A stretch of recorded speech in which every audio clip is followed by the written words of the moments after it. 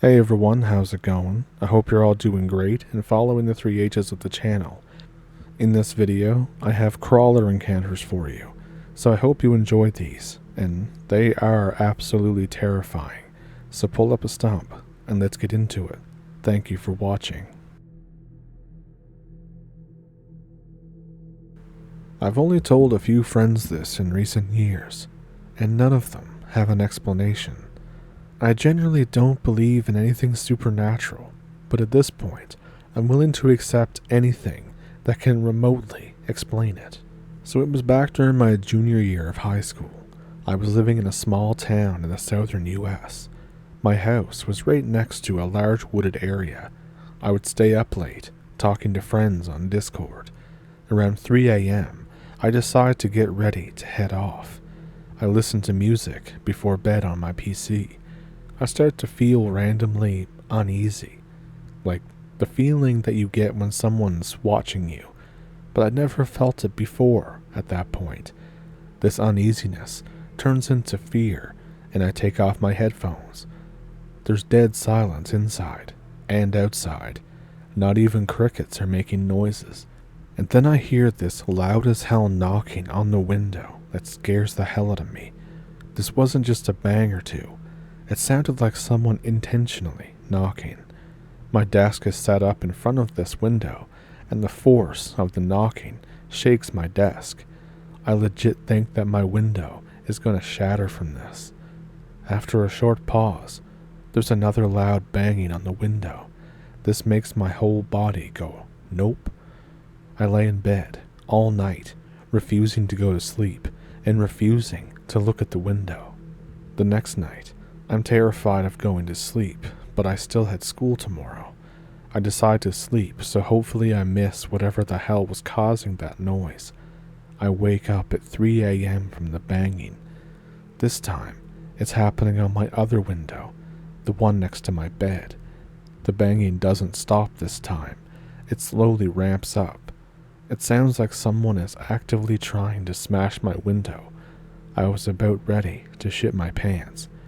After a minute, the noise just stops. I hear this abnormal breathing outside, like someone huge is breathing right outside my window. This continues to happen repeatedly for the next week, always at 3 a.m. I don't think anyone will believe me, so I just stay quiet. Eventually, the noise stops after a week. But fast forward 6 months later, it's summer break now. I still think about that noise sometimes. At this point, I begin to chalk it up to my imagination. I wake up in the middle of the night one night. It's the banging again. A constant, rhythmic banging noise. Again, I nearly shit myself, and I realize that I didn't imagine it.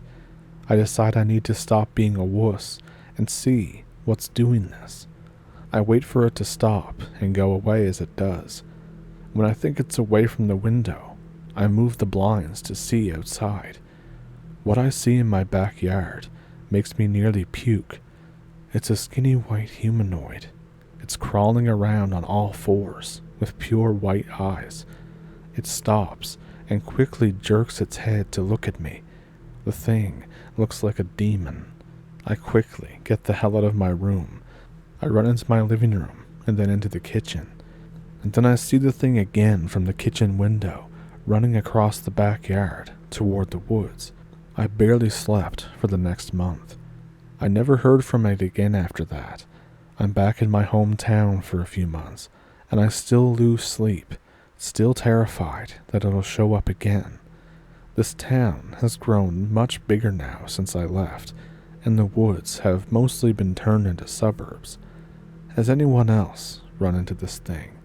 I know I didn't imagine it.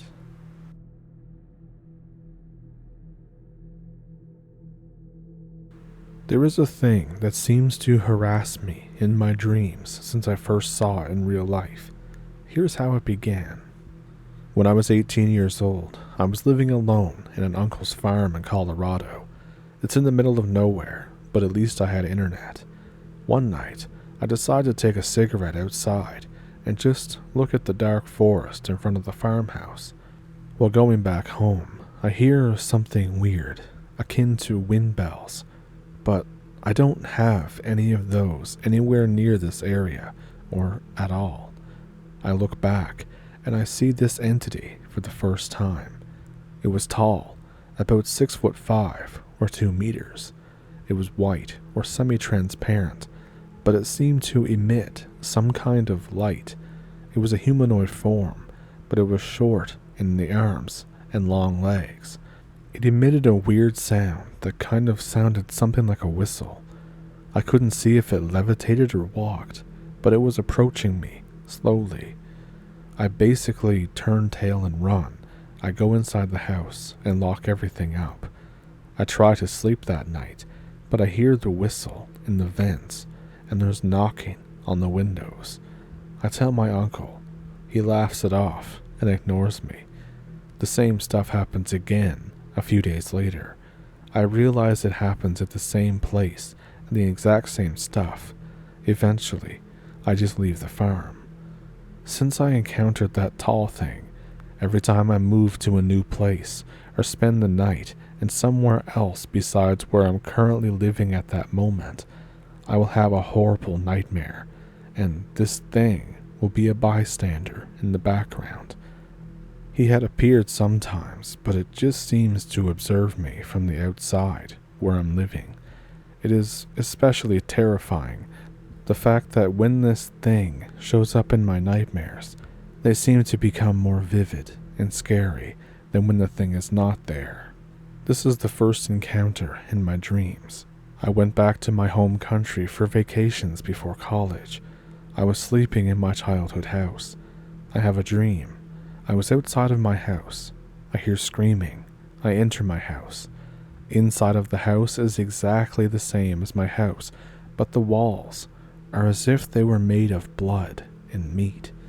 I walk around and I hear screaming and a heart beating coming from the house. I go up to my room. I hear screams, usually saying help, from all around the house, but a voice in my head guided me to that room. There was a girl that seemed young to me, and hair covered her face.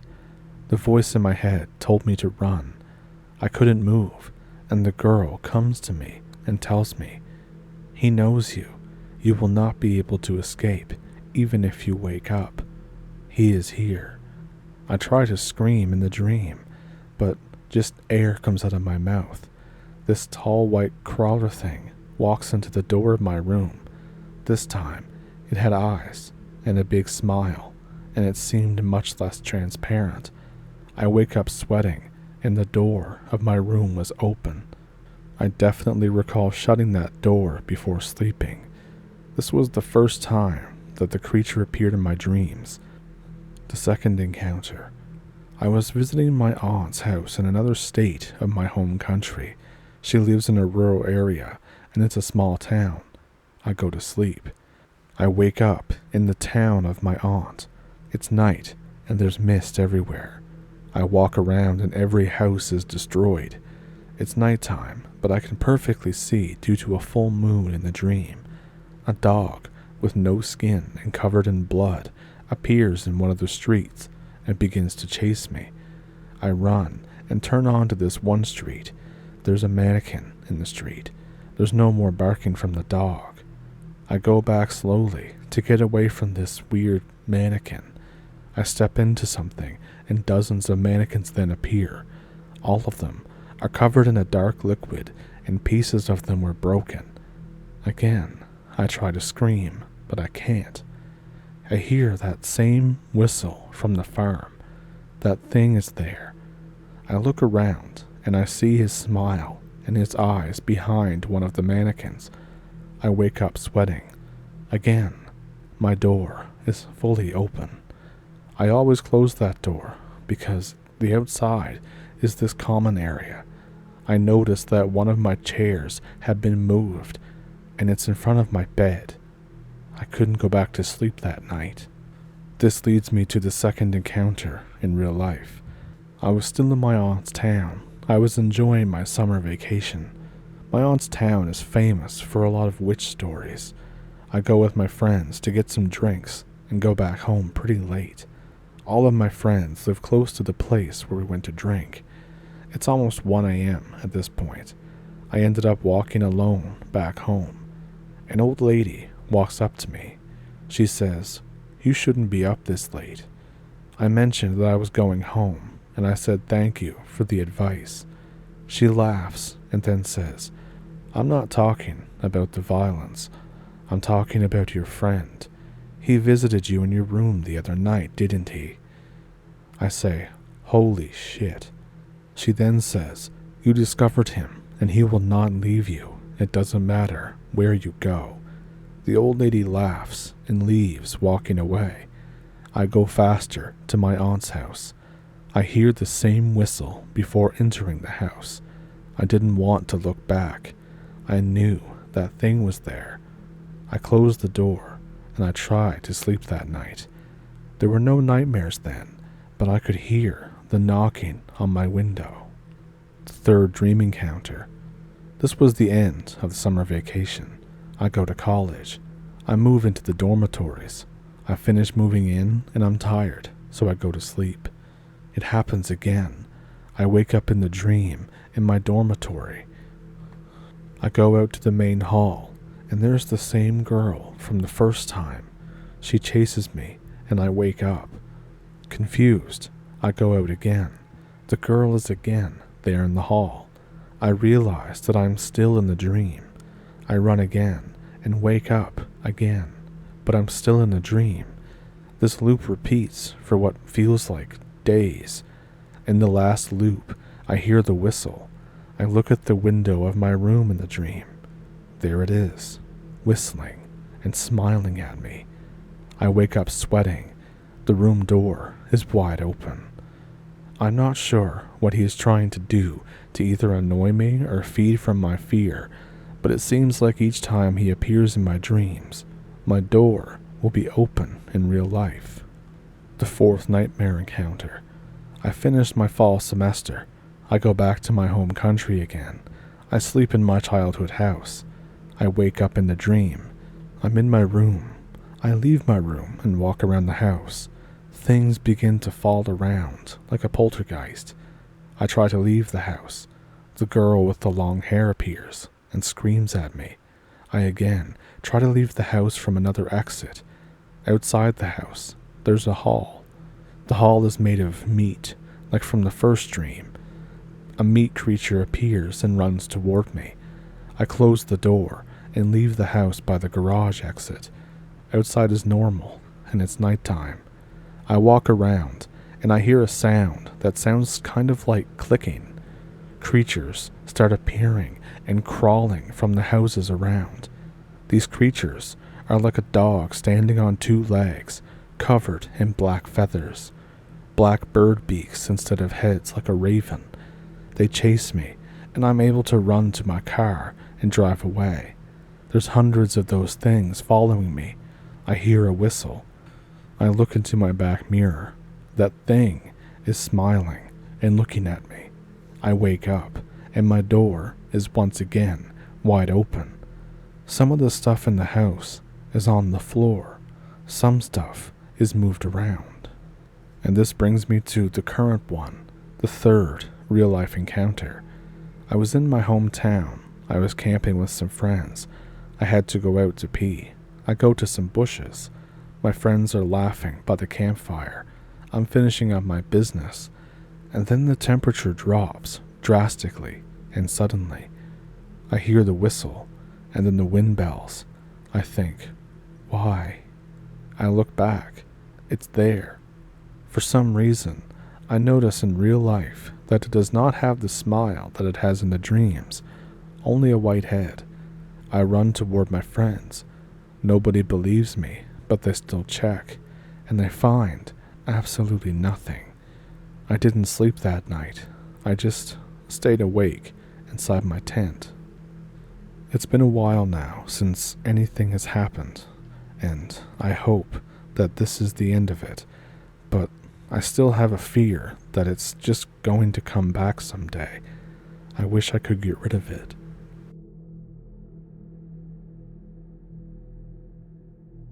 So I want to tell you the story of how I attempted to photograph a crawler. I live in a small town in the northern part of the US. Around December of 2022, there had been crawler sightings in my town. It got to the point where some people were seeing 2 to 3 at a time every few nights. I didn't believe the sightings at first, until one night I'm driving back from my shitty dead-end job. I spot one walking along the road into the forest. It looked like both feet were nailed to a plank of wood. It was also gaunt, with long spindly limbs. The thing was completely naked, and it had white or gray skin. I didn't get a good look at its face. I doubt it was a homeless person or some kind of drug addict, due to how cold it was that night. I decide to try and get a photo. I go on the internet to ask for tips on cryptid photography. I get some good pointers about getting good camouflage and equipment. The best tip was to ask local hunters for advice. There are a few people who hunt for fun in my town, but most of them usually go to hunting preserves outside the town. There are 2 dudes, though, who do know how to hunt and have a good understanding of the area. I'll call them Martin and Jake. So Martin is a 30-ish-year-old, kinda shifty and kinda quiet type of guy.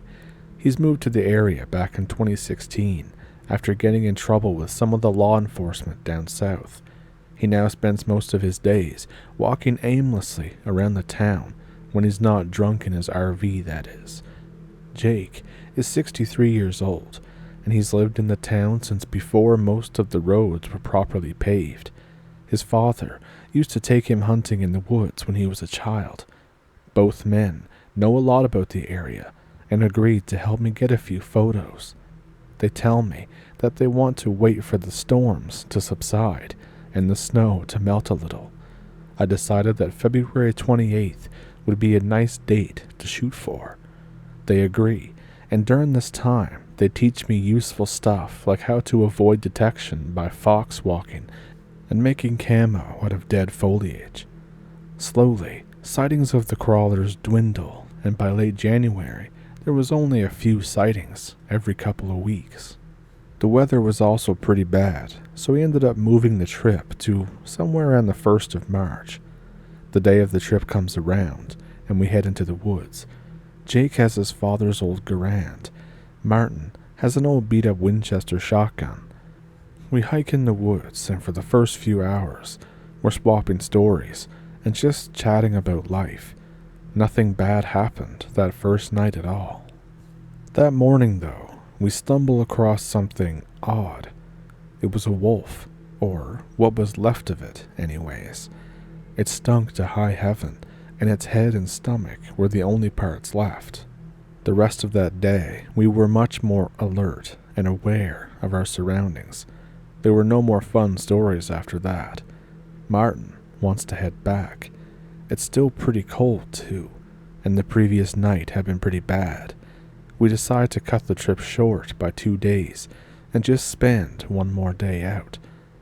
Jake says that we should head to one of the creeks where a few animals usually congregate around. While we're walking to the creek, the smell returns, and it's downright nauseating. Martin starts getting vocal about wanting to head back. Jake is also now showing concern. At this point, I felt maybe dicking around in crawler territory in the winter time was not the best of ideas. We decide that maybe it would be best to head back to town and come back in the summer.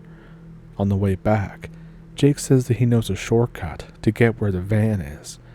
He says that there's an old stone path that leads directly to it.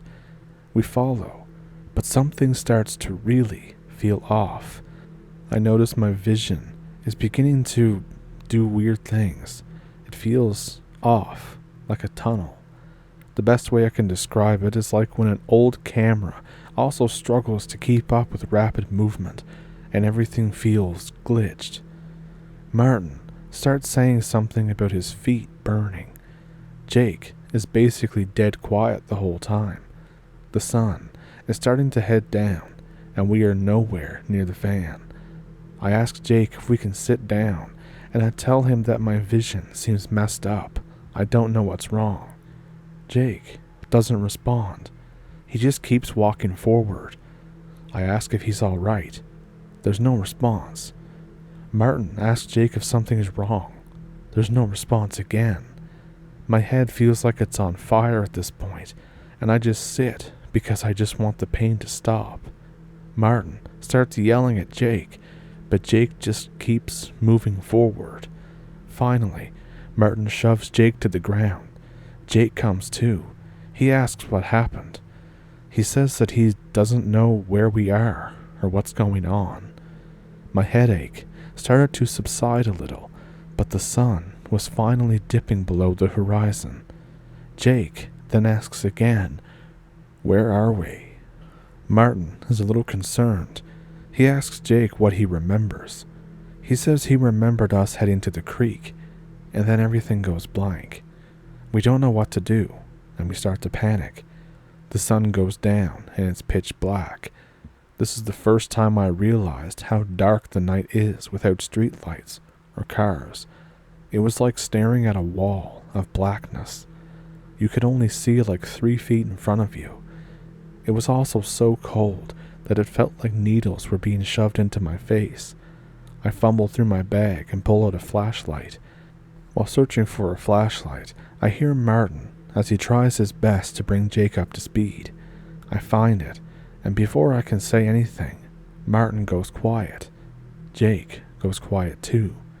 For 10 seconds, it's just completely quiet. There's no animals. There's no wind. Not even the sound of snow being crunched by footsteps. The smell hits my nose, and it completely overtakes my nose. I start to cough, and then look at Jake and Martin. They're pointing at something. I look to where they're pointing, and I see something white pass behind a cut-through tree. Martin screams and points his Winchester at something. Jake starts to back away from Martin and toward me. I point the flashlight in the general direction of where Martin is pointing his gun. It's a crawler. Martin tries to fire his gun, but nothing happens. He tries again, and this time something does happen. The gun just explodes. Birdshot flies everywhere, and Martin falls to the ground. My ears are ringing. Everyone is screaming. I catch a glimpse at the thing. It's taller than any man I've ever seen. Its skin is gaunt and colorless. The limbs are spindly, way too weak to support this thing. The face is almost featureless. Almost. I say almost because the eyes are the main feature. They're black, like a shark or a dog's eyes. I stare into them, and am met with the worst feelings. It was like my mind went blank, and every thought was instantly replaced with pure negative energy. It was like staring into eternity. Basically, it was one of the worst feelings, and I'm struggling to put into words what it was like. And then, a loud bang fills the air. Jake has started firing the rifle and tells me to drag Martin. Martin is on the ground, writhing in agony, cursing and screaming about everything and everyone. Birdshot and bits of metal are embedded in his face, hands, and arms. I help him get to his feet, and then I hear a ping. The thing is gone, and now it's just us. The wind starts picking up again. We drag Martin for about 40 minutes trying to reach a road. We're lucky enough to stumble upon a road, and a car picks us up. Martin had to get a few bandages and stitches. A few days after the incident, Martin got discharged from the hospital. I paid for his hospital bills. It was the least I could do, and I tried to talk to him. We only talked for a few minutes about what we saw. The last thing he told me was that he was taking his RV and heading to the southwest. He left 2 days after. Jake, on the other hand, plans on seeing his family in Florida for a few days. He gets uncomfortable whenever I ask about what happened that night. And that's pretty much the end. That's the story of how I saw a crawler and vowed to never again go looking for cryptids.